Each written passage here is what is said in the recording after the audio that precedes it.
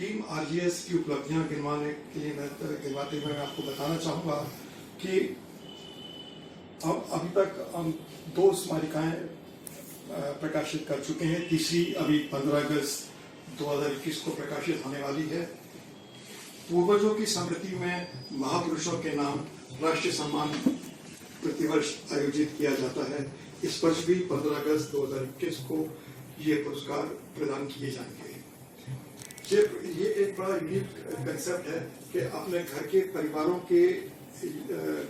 के जो हमारे सदस्य हमारे बीच में नहीं रहे हैं, उनके नाम पर ये पुरस्कार दिए जाते हैं। मेरे ख्याल से शायद किसी और संस्था द्वारा इस तरह का प्रयास नहीं किया जा रहा होगा, मगर ये आरजीएस के द्वारा ही किया जा रहा है और एक बहुत सुंदर प्रयास है। इससे काफ़ी इसमें हमको अपने जो पूर्वज हैं, जो हमारे दिवंगत हमारे परिवार के सदस्य हैं, उनको श्रद्धांजलि देने का अवसर मिलता है और हम जो हमारे महापुरुष हुए हैं उनको भी इस माध्यम से श्रद्धांजलि देते हैं। अब एक और हमने एक शुरू किया था कि पति और पत्नी को एक साथ पुरस्कृत किया जाता रहा है और हम उनको पति और पत्नी जो भी हमारे ग्रुप में आते हैं उनको हम सम्मानित करते हैं। तो आरजीएस स्टार फैमिली अवार्ड्स के रूप में भी बड़े मतलब जो हमारे परिवार के कलाकार हैं उनको सम्मानित किया जाता है। अभी तक 131 फेसबुक लाइव प्रचारित हो चुकी हैं। हर शनिवार और इतवार को और अब बृहस्पतिवार को भी रात को 8 से 9 ये प्रस्तुत की जाती हैं। और इसके अतिरिक्त हम विभिन्न सामयिक विषयों पर 14 नेशनल वेबिनार कर चुके हैं और अब 145 आरजेएस सकारात्मक बैठकें विभिन्न राज्यों में आयोजित की जा चुकी हैं। आरजेएस सूचना केंद्र का गठन किया जा रहा है और सकारात्मक भारत भवन दिल्ली में निर्माण के लिए प्रयास किए जा रहे हैं। अभी तक दिल्ली, पश्चिमी बंगाल, मध्य प्रदेश, बिहार और झारखंड आदि 5 राज्यों से अगले राष्ट्रीयकरण के लिए आयोजक मंडल का गठन किया गया है और हमें उम्मीद है कि ये कार्यक्रम और आगे बढ़ता रहेगा। आप सबके सहयोग और आशीर्वाद की आवश्यकता है और हम सब आज आपको सबको अपने बीच पाकर बहुत प्रसन्न हैं और इससे हमें एक नई ऊर्जा और बल मिलेगा। और अब आप सबका बहुत बहुत धन्यवाद, बहुत बहुत शुभकामनाएं आपको। आप हमारे आरजीएस परिवार के बीच में आए, बहुत बहुत धन्यवाद।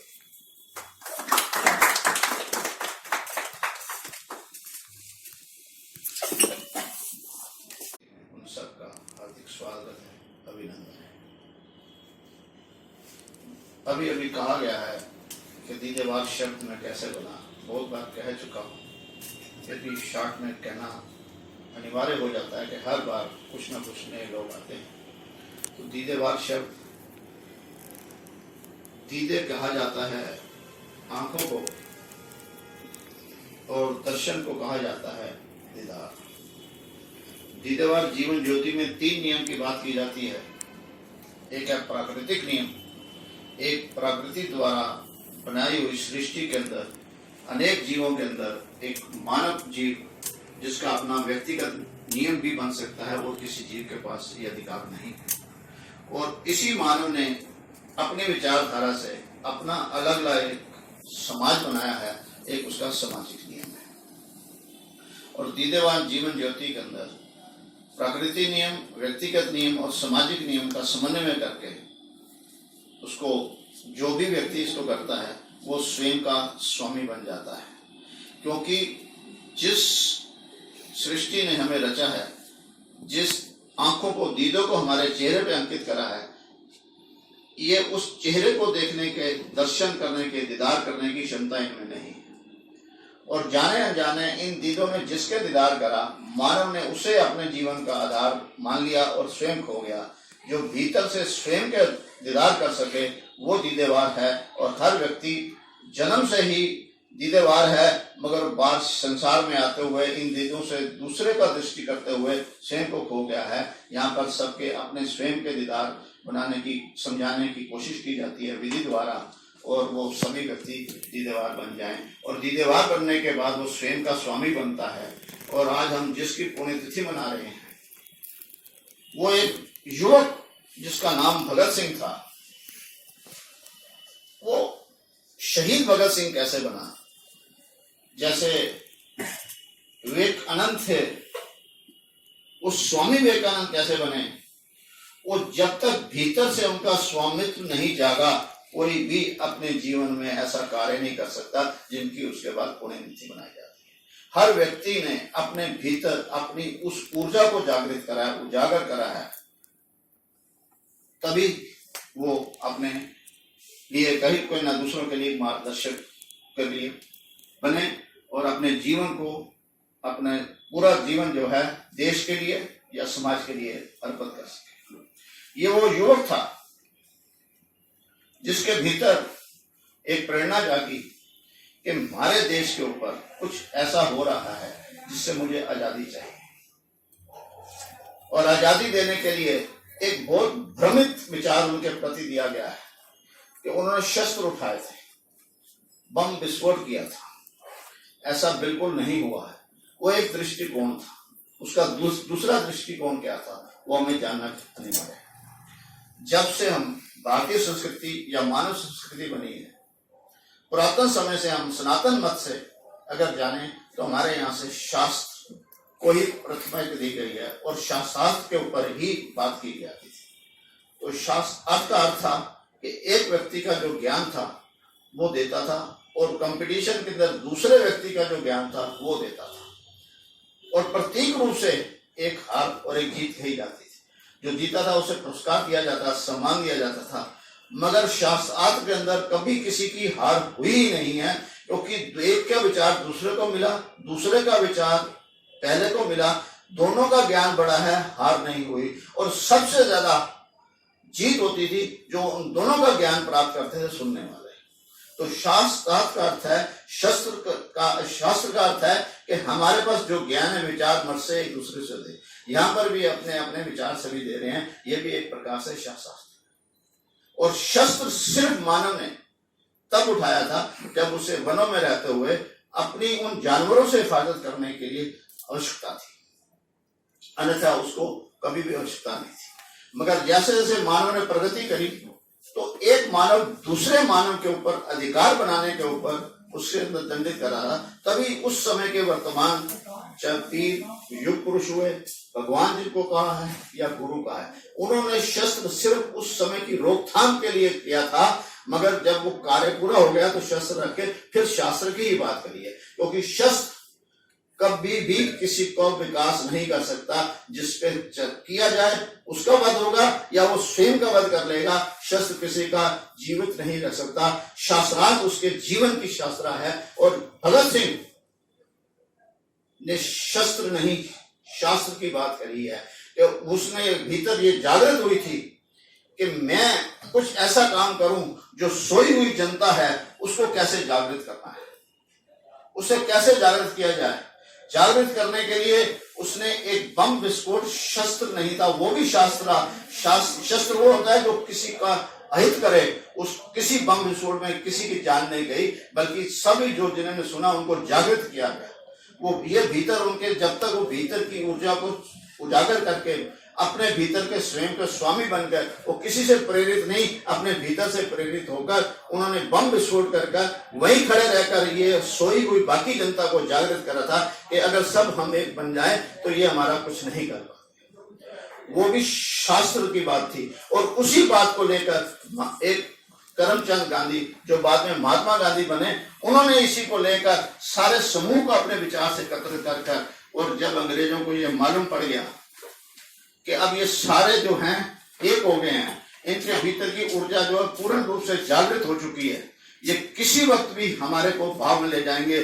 गांधी जी के विचार और जो भगत सिंह की जो दी हुई शिक्षा है, अगर हम पर विस्फोट हो गई तो हम में से कोई जीवित नहीं बन पाएगा। उनका निर्णय सारा समूह लेकर, सबके साथ लेकर, तभी हमें आजादी मिली है। और प्रथम सहयोग जो है भगत सिंह के नाम से, उसके साथ जो जंग साथी थे जिनका हम तीनों का मना रहे हैं, वो अपने स्वीकार भाव से उन्होंने वो फांसी स्वीकार करी है, नहीं तो कईयों ने उनको हटाने की भी कोशिश करी। तो एक जो दिशा हमें भगत सिंह के लिए बम विस्फोट की बात कही थी, वो शस्त्र नहीं था, वो भी शास्त्र ही था।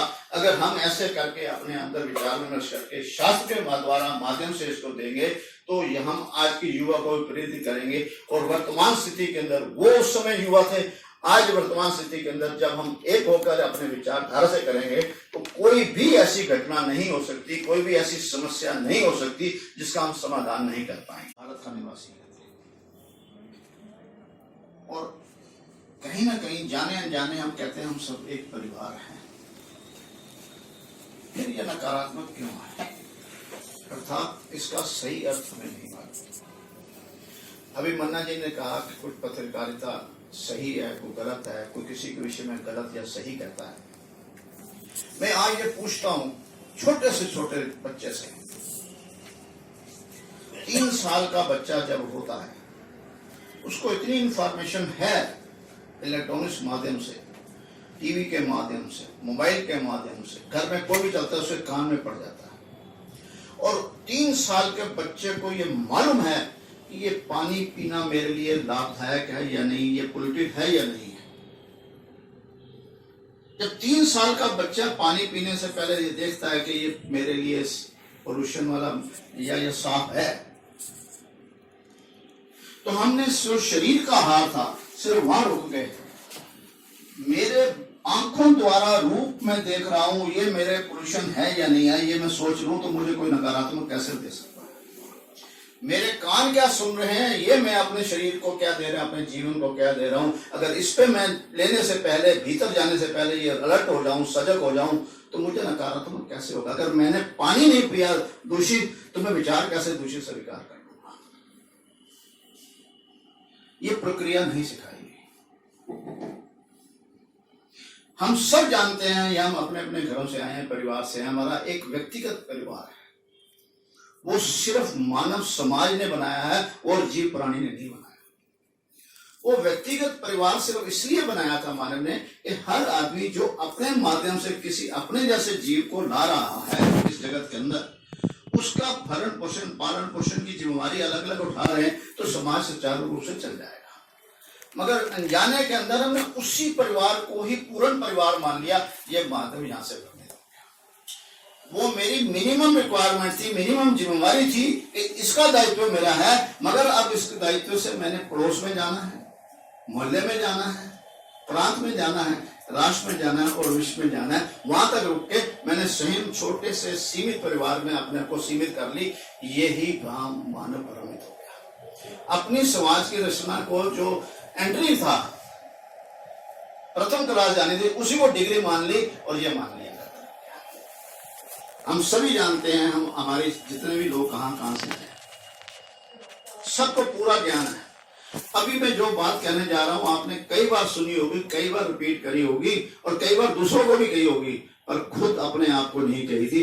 आज स्वयं अपने आप को कहेंगे तो हमें भारत का अर्थ का ज्ञान हो जाएगा। हर एक 5 उंगलियां मेरे हाथ में, पंजा बोलते हैं, और जब ये इकट्ठे होते हैं तो एक ताकत बन जाती है। तो भारत शब्द भा से आरंभ होता है और भारत के अंदर रहने वाला हर शख्स की 10 किलोमीटर बाद ये आभास करता है कि मेरी भाषा बदल गई।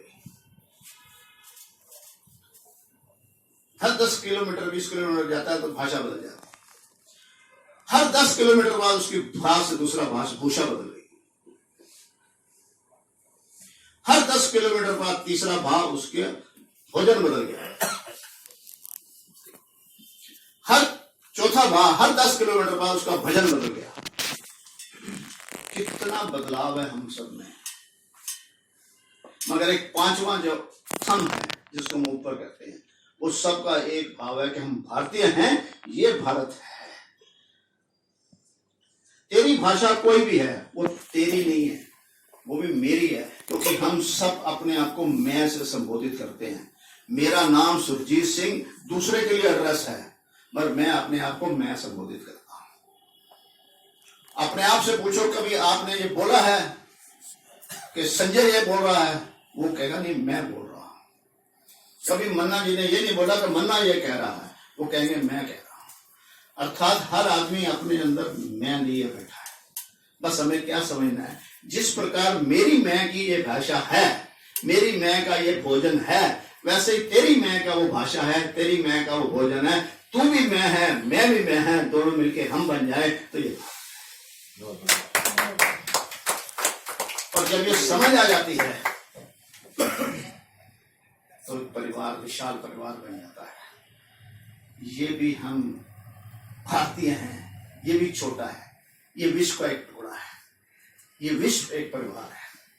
हमें यहाँ तक जाना है। जिस प्रकार हमने छोटे परिवार से, एक प्रांत के विचार से और एक पूरे क्षेत्रफल रूपी हिंदुस्तान को परिवार मान के विश्व परिवार में जाए, तो ये आज तो मानव ने इतनी प्रगति कर ली है कि वो इलेक्ट्रॉनिक्स माध्यम से एक दूसरे से कहीं पर बैठा जुड़ा हुआ है। तो फिर ये स्वदेशी और विदेशी की बात अभी हमें निकालनी पड़ेगी। मगर ये कौन कर रहा है पूरे मानव जगत के अंदर, सृष्टि के नियम के अंदर? हम जब इसको समझ लेंगे तो सृष्टि के नियम को समझ लेंगे। उसी नियम के आधार पर अभी मैं कुछ एक्सरसाइज कराऊंगा, जिसके अंदर यकीनन दावे से कहता हूं मानव ने क्या चाहा है, जो चाहो वो पाओ। और पूछो अपने आप से, मानव आज के, क्या तुम उनसे ऊंचा उड़ रहा है कि नहीं हुआ जिनको पंख मिले?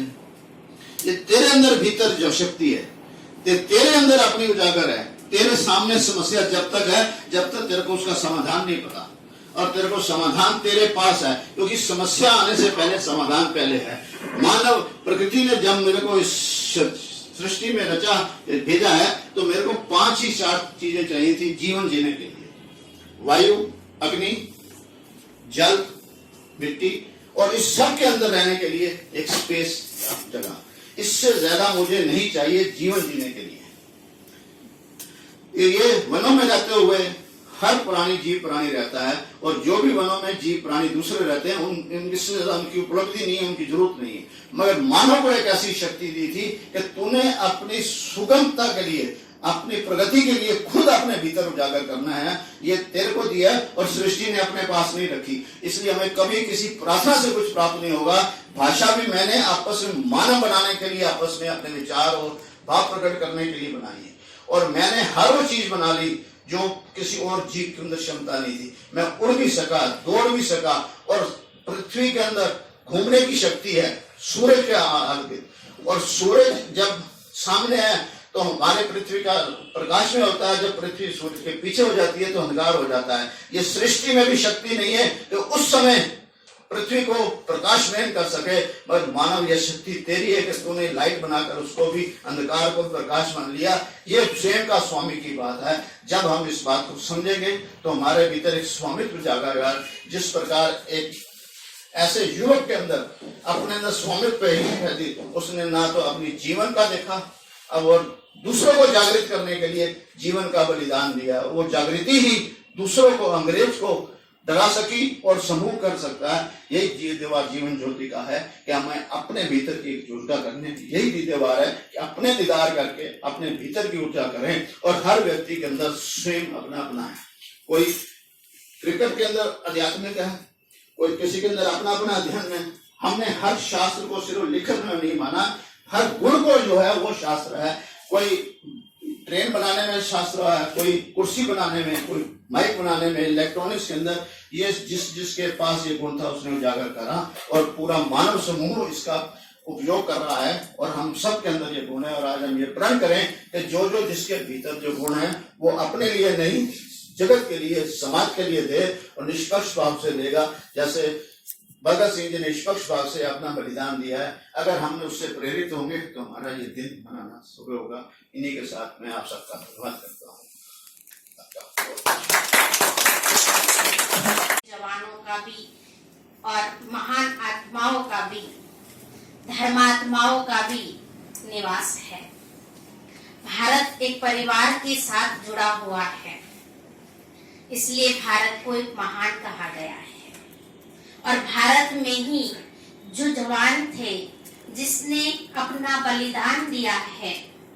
मुझे एक छोटा सा दृष्टांत याद आ रहा है कि स्वामी विवेकानंद कोई साधारण व्यक्ति नहीं थी। स्वामी विवेकानंद कैसे बने? कहते हैं उसके अंदर एक सकारात्मक सोच आई थी, एक विचार आया था। उसके मन के अंदर एक प्रश्न उठा था कि मैं कौन हूं? मैं अपने आप को पहचान नहीं सकता हूं। तो उनको ये जो सोच चली, सकारात्मक सोच थी कि मैं स्वयं कौन हूं, तो वो अपने गुरु परमहंस के पास जाते हैं और वहां जाकर वो एक प्रश्न करते, मैं कौन हूं? तो स्वामी परमहंस जी ने जवाब दिया कि तुम कल आना, इनका जवाब मैं कल दूंगा। गुरु परमहंस जी अपनी कुटिया में ध्यान अवस्था में थे और जो सी ध्यान अवस्था में थे उसी समय स्वामी विवेकानंद जी बाहर आकर उनकी किवाड़ की कुंडी खटखटाते हैं। तब अंदर से एक आवाज आती है, कौन है? तब स्वामी विवेकानंद जी भी कहते हैं कि मैं ये प्रश्न का हल करने के लिए तो आपके पास आया हूं। अंदर बुलाकर उनको बैठाते हैं अपने सामने और अपने सामने बैठाकर वो एक ऐसा अनुभव कराते हैं कि गुरु परमहंस की भ्रुकुटी में से अर्थात मस्तिष्क में से एक दिव्य सितारा निकलकर स्वामी विवेकानंद के अंदर प्रवेश हो रहा है। अर्थात उसने एक आत्मानुभूति का एहसास किया और तब स्वामी परमहंस जी जवाब देते हैं, वही तो तू है, तो मैं कौन हूँ? तो कहते मैं आत्मा हूँ, तुम भी आत्मा हो और एक परमपिता परमात्मा की संतान।